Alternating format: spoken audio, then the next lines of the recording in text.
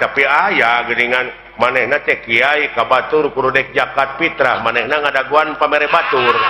saya teh lieureuna teh aing mah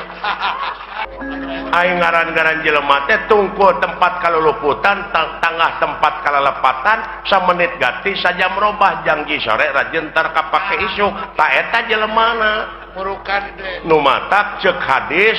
ungdur makola wala tangdur mankola jadi dengekeun perkara nu dicaritakeunana ulah ditanya jelemana sababna naon bisi kapiheulaan ku ngewa jeung kursep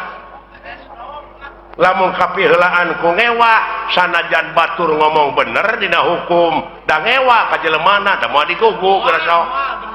kalau dijebeng eta akibatna sabalikna kapiheulaan kursep sanajan manehna salah dina hukum nyaritana dituturkeun da resep